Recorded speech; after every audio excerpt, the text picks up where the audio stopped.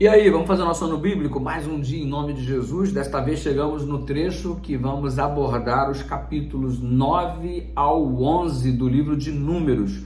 No capítulo 9 nós temos a celebração, da segunda Páscoa. Você se lembra que a Páscoa era para celebrar a libertação, mas de modo mais direto, o fato de Deus trazer livramento àquele que tinha o sangue nos umbrais da porta. O anjo destruidor passava por cima da casa, não ocasionando morte, mas permitindo a vida.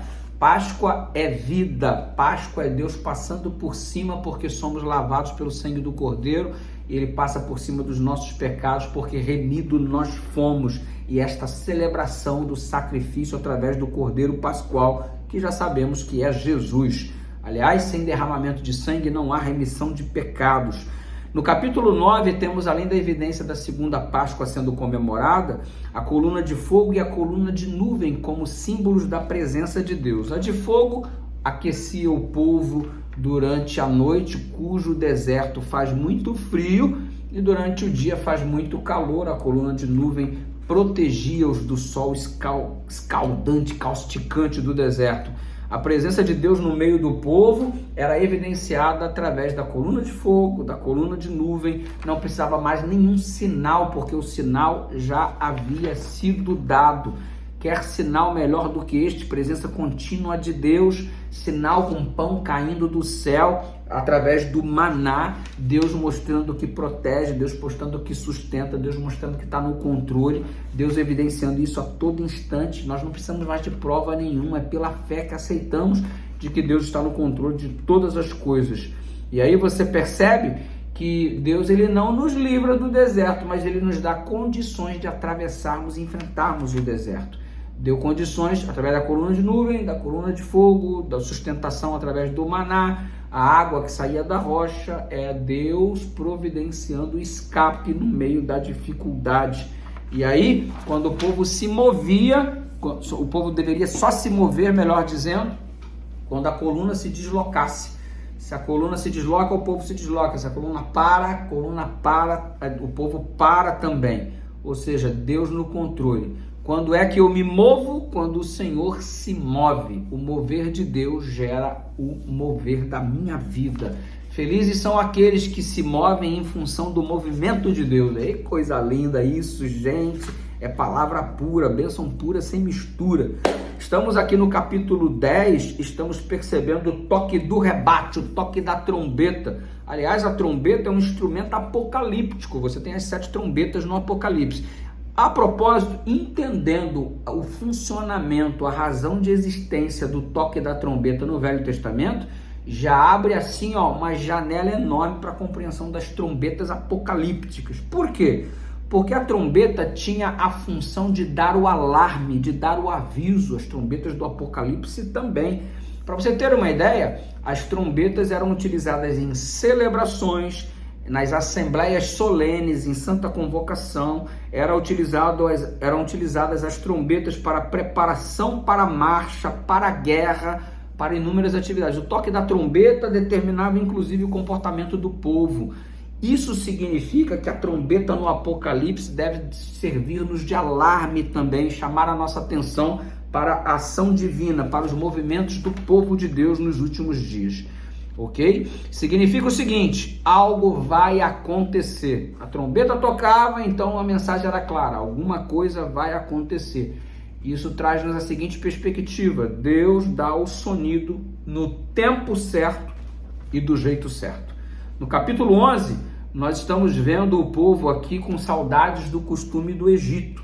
Tem alguém aí com saudade do Egito, meu filho? Está com vontade de voltar para o tempo da escravidão? Para com isso em nome de Jesus. Lembre-se que lá no Egito eles comiam peixes, cebolas e pepinos e tudo mais, né? E estavam desejosos quanto a isto. Não estavam satisfeitos, estavam se queixando do alimento provido por Deus. Lembrando que o alimento provido por Deus era de graça. O provido pelo Egito que eles queriam era aquele cujo preço era pago por intermédio da escravidão, do trabalho obrigatório. Diante disso, nós estamos encontrando pessoas que se queixam e acham defeitos nas coisas gratuitas de Deus. Deus dá de graça, mas o indivíduo reclama daquilo que é de graça porque ele estava preferindo as coisas do Egito quando ele era escravo. E assim é o ser humano, incoerente, inconsequente. A partir daqui percebemos o apetite que domina a razão. Estamos vendo um domínio do desejo sobre a razão. E tem um grande conflito dentro de cada um de nós, que é a luta do desejo com a razão. Você sabe que não pode, mas tem vontade daquilo que você deseja. Assim é a luta interna de todo ser humano. Vamos clamar ao Senhor para que, pelo poder do Espírito Santo, os desejos que estão contra a vontade de Deus caiam por terra e que tenhamos vontade de desenvolver os desejos que estão consoantes à vontade do Senhor.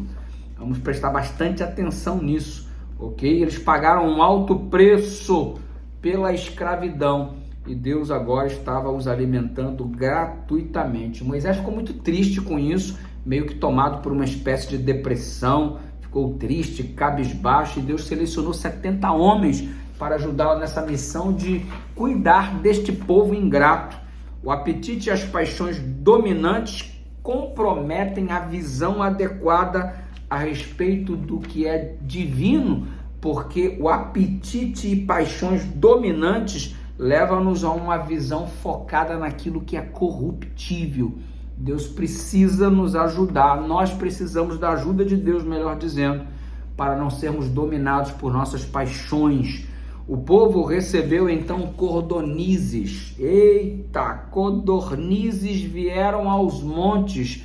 As codornas estiveram ali em grande abundância. E, gente, a gente sabe que o desequilíbrio provoca, obviamente, enfermidades, provoca, obviamente, consequências drásticas. Não foi um consumo equilibrado, não foi um consumo normal, foi algo exacerbado, movido pela glutonaria. Só para você ter uma ideia, em pleno deserto, ninguém juntou menos que 1 tonelada, colocando nos pesos de nossos dias aqui. O que uma pessoa vai fazer com 1 tonelada de codornizes no meio do deserto sem o menor plano de conservação? Me diga isso. O resultado? Enfermidades. A Bíblia diz que uma peste tomou conta do povo e muitos morreram. Deus castigou? Não, é a consequência natural de terem consumido exacerbadamente, de modo glutão, essa quantidade de carnes, e obviamente esse consumo se estende, porque cada um junta para si mais de 1 tonelada. Imagina quantas toneladas, o mínimo foi 1 tonelada, imagina a quantidade de cada um, e o consumo dessas carnes de modo inapropriado, resultado, doenças, e você percebe que o povo fugiu da vontade de Deus e deu crédito à vontade própria. E Paulo chama a vontade de Deus de boa, agradável e perfeita. Lembra de Romanos 12, verso 2? A boa, agradável e perfeita vontade de Deus. Os israelitas fugiram disso e ficaram alcançados por uma praga.